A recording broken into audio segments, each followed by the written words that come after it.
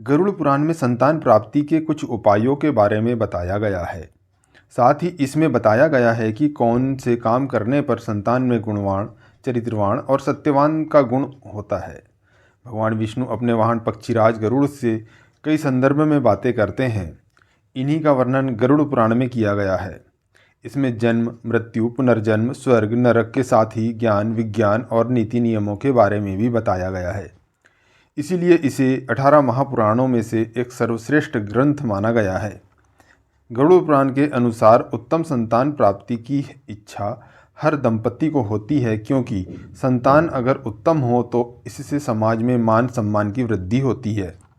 गरुड़ पुराण के 15वें अध्याय में पक्षीराज गरुड़ भगवान विष्णु से इसी विषय में प्रश्न करते हैं कि प्रभु, मैंने धरती पर देखा है कि कई दंपति बिना संतान के ही हैं और न जाने तरह तरह के यत्न करने पर भी निसंतान रह जाते हैं। गरुड़ के इस सवाल का जवाब देते हुए भगवान विष्णु बोले, गरुड़, यह प्रश्न बहुत ही उत्तम है और हर व्यक्ति को इसका ज्ञान होना जरूरी है। गरुड़ पुराण के अनुसार संतान प्राप्ति की कामना के दिन स्त्री और पुरुष दोनों का चित्त प्रसन्न और मन शुद्ध होना चाहिए, क्योंकि स्त्री और पुरुष का चित्त जैसा रहेगा वैसा ही चित्त संतान में भी होगा। इसके अलावा दंपत्ति पुत्र पुत्री की चाहत रखता हो, वे लोग जान ले। भगवान विष्णु कहते हैं कि किस दिन के मिलन से ठहरे हुए गर्भ से पुत्र होगा या पुत्री तथा संतान प्राप्ति के उपाय क्या है, इसके बारे में हम जानकारी आपको दे रहे हैं। लेकिन इसके लिए आपको वीडियो के अंत तक जरूर बने रहना है, तभी आप संपूर्ण जानकारी पा सकते हैं। तो कहते हैं कि आधी अधूरी जानकारी बहुत ही खतरनाक सिद्ध होती है। हम आगे बढ़े उससे पहले हमारे इस चैनल को लाइक, सब्सक्राइब और कमेंट में ओम नमः शिवाय जरूर लिखें।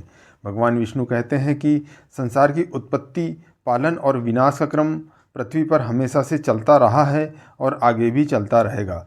इस क्रम के अंदर पहले जड़ चेतन का जन्म होता है, फिर उसका पालन होता है और समयानुसार उसका विनाश भी होना निश्चित है। प्रत्येक दंपति चाहता है कि उसकी कम से कम एक संतान अवश्य हो। दोस्तों, जिस प्रकार धरती पर हम बीज का रोपण करते हैं तो बीज की उत्पत्ति और उगने वाले पेड़ का विकास सुचारू रूप से होता है और समय आने पर उस पेड़ से फलों की प्राप्ति होती है। अगर वर्षा ऋतु वाले बीज को ग्रीष्म ऋतु में रोपण करते हैं तो वह अपनी प्रकृति के अनुसार उसी प्रकार के मौसम और रख रखाव की ज़रूरत को चाहेगा और उसे वह नहीं मिला तो वह सूख जाएगा। ठीक इसी प्रकार से पुरुष और स्त्री को गर्भाधान का कारण भी समझ लेना चाहिए, जिनका पालन करने से आप तो संतानवान होंगे ही, इसके अलावा आने वाली संतान आगे कभी दुखों का सामना नहीं करेगी। भगवान विष्णु कहते हैं, मनुष्य को इन रात्रि में मिलन से बचना चाहिए, जैसे अष्टमी, एकादशी, त्रयोदशी, चतुर्दशी, पूर्णिमा और अमावस्या। पुत्र पुत्री का जन्म गर्भधान के समय स्त्री पुरुष के दायां बायां श्वास क्रिया, पिंगला तुड़ा नाड़ी, सूर्य स्वर तथा चंद्र स्वर की स्थिति पर निर्भर करता है। गर्भाधान के समय स्त्री का दाहिना श्वास चले तो पुत्री तथा बायां श्वास चले तो पुत्र होगा। यदि आप पुत्र या पुत्री प्राप्त करना चाहते हैं और वह भी गुणवान, तो माहवारी के बाद मासिक धर्म शुरू होने के प्रथम 4 दिवसों में मिलन से संतान रोग को प्राप्त होती है। 5वीं रात्रि से संतान उत्पन्न करने की विधि करनी चाहिए। इस समय में पुरुष का दायां एवं स्त्री का बायां स्वर ही चलना चाहिए। यह अत्यंत अनुभूत और अचूक तरीका है जो खाली नहीं जाता। इसमें ध्यान देने वाली बात यह है कि पुरुष का जब दाहिना स्वर चलता है तब उसका दाहिना अंडकोश अधिक मात्रा में शुक्राणुओं का विसर्जन करता है, जिससे कि अधिक मात्रा में पुल्लिंग शुक्राणु निकलते हैं। अतः पुत्र रत्न उत्पत्ति की अधिक संभावना होती है। यदि पति पत्नी संतान प्राप्ति के इच्छुक न हो और सहवास करना ही चाहे तो मासिक धर्म के 18वें दिन से पुनः मासिक धर्म आने तक के समय में सहवास कर सकते हैं। इस काल में गर्भाधान की संभावना नहीं के बराबर होती है। 4 मास का गर्भ हो जाने के पश्चात दंपत्ति को मिलन नहीं करना चाहिए। अगर इसके बाद भी मिलन करते हैं तो भावी संतान अपंग और रोग पैदा होने का खतरा बना रहता है। इस काल के बाद माता को पवित्र और सुख शांति के साथ देवी देवताओं की आराधना और विरोचित साहित्य को पढ़ने तथा सुनने में मन लगाना चाहिए। इसका गर्भस्थ शिशु पर अत्यंत प्रभावकारी असर पड़ता है। गरुड़ पुराण में भगवान विष्णु कहते हैं कि उत्तम संतान की प्राप्ति के लिए महिला के माहवारी के दिनों में उसके संपर्क में नहीं रहना है। मान्यता है कि देवताओं द्वारा स्त्री को माहवारी का श्राप दिया गया था, इसीलिए इस दौरान स्त्री की आभा को अशुद्ध माना जाता है। माहवारी के 5वें दिन महिला को स्नान कर शुद्ध होना जरूरी है। इसके बाद ही पुरुष महिला के साथ एक कमरे में निवास कर सकते हैं। हालांकि संतान प्राप्ति के लिए भी यह समय अनुकूल नहीं होता। माहवारी के 7 दिन पश्चात महिला देवताओं और पितरों की पूजा करने योग्य मानी जाती है। इसलिए उत्तम चरित्र या चरित्रवान संतान के लिए 7वें दिन के बाद ही गर्भाधान के लिए प्रयास करना चाहिए। उत्तम संतान प्राप्ति के लिए स्त्री और पुरुष को पहले स्नान कर अपने शरीर को स्वच्छ कर लेना चाहिए और साफ कपड़े पहनने चाहिए। साथ ही बिस्तर पर साफ सुथरा होना चाहिए। मान्यता है कि सम दिनों के गर्भाधान से पुत्र और विषम दिनों के गर्भाधान से पुत्री की प्राप्ति होती है। मासिक स्राव रुकने के अंतिम दिन ऋतुकाल के बाद 4, 6, 8, 10, 12, 14 एवं 16वीं रात्रि के गर्भाधान से पुत्र तथा 5, 7, 9, 11, 13 और 15वीं रात्रि के गर्भाधान से पुत्री का जन्म होता है। चौथी रात्रि के गर्भाधान से पैदा पुत्र अल्पायु और दरिद्र होता है। 5वीं रात्रि के गर्भ से जन्मी कन्या भविष्य में सिर्फ लड़की पैदा करती है। 6वीं रात्रि के गर्भ से मध्यम आयु वाला पुत्र जन्म लेगा। 7वीं रात्रि के गर्भ से पैदा होने वाली कन्या बांझ होती है। 8वीं रात्रि के गर्भ से पैदा पुत्र ऐश्वर्यशाली होता है और 9वीं रात्रि के गर्भ से ऐश्वर्यशालिनी पुत्री पैदा होती है। 10वीं रात्रि के गर्भ से चतुर्पुत्र का जन्म होता है। 11वीं रात्रि के गर्भ से चरित्रहीन पुत्री पैदा होती है। 12वीं रात्रि के गर्भ से पुरुषोत्तम पुत्र जन्म लेता है। 13वीं रात्रि के गर्भ से वर्णशंकर पुत्री जन्म लेती है।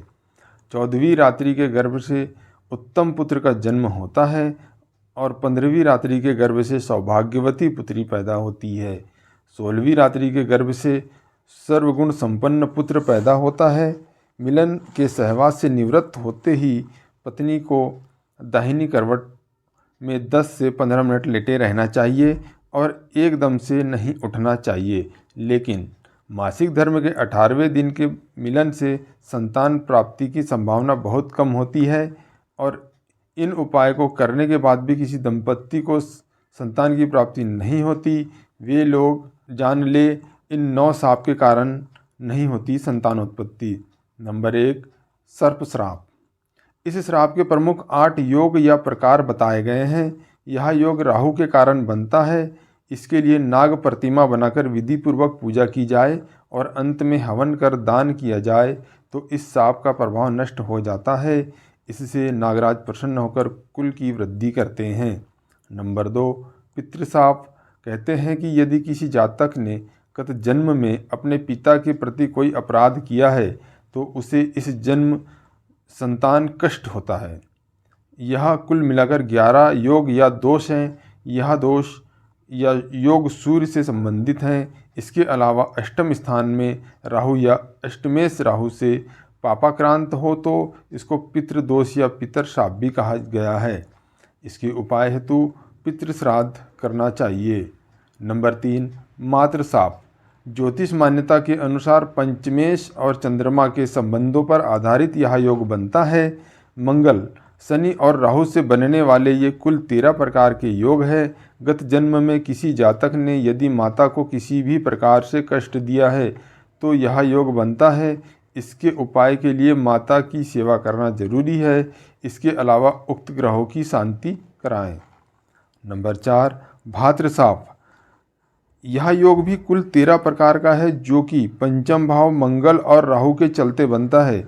यदि किसी जातक ने गत जन्म में अपने भाई के प्रति कोई अपराध किया है तो यह श्राप बनता है।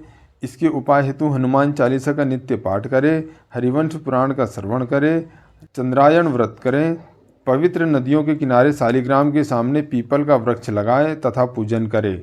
नंबर 5, मामा का श्राप। यह योग पंचम भाव में बुध, गुरु, मंगल एवं राहु और लग्न में शनि के चलते बनता है। इस योग में शनि बंधु का विशेष योगदान होता है। कहते हैं कि पिछले जन्म में जातक ने अपने मामा को किसी प्रकार से घोर कष्ट दिया होगा तो यह कुंडली में योग बनता है। इसके उपाय हेतु तालाब, बावड़ी, कुआं आदि बनवाने का विधान है। उसे बनवाकर वहाँ भगवान विष्णु की मूर्ति स्थापित करें। नंबर 6, ब्रह्म साप। यह योग या दोष कुल 7 प्रकार का होता है। 9वें भाग में गुरु, राहु या पाप ग्रहों से यह योग बनता है। कहते हैं कि गत जन्म में किसी भी जातक ने यदि किसी ब्राह्मण को घोर कष्ट दिया है तो यह साप बनता है।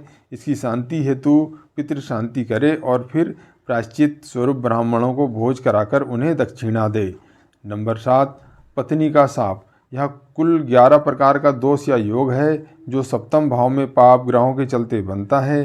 कहा जाता है कि यदि किसी जातक ने गत जन्म में अपनी पत्नी को मृत्यु तुल्य कष्ट दिया होगा तो ही यह योग बनता है। इसके उपाय हेतु कन्याओं को भोज कराए और किसी कन्या का विवाह कराए। नंबर 8, प्रेत साप। यह कुल 9 योग बताए गए हैं। खासकर यह दोष सूर्य और 9वें भाव से संबंधित है। कहते हैं कि जो जातक अपने पितरों का श्राद्ध नहीं करता है वह अगले जन्म में निसंतान हो जाता है। इस दोष की निवृत्ति के लिए पितृश्राद्ध अवश्य करें। नंबर 9, ग्रह दोष।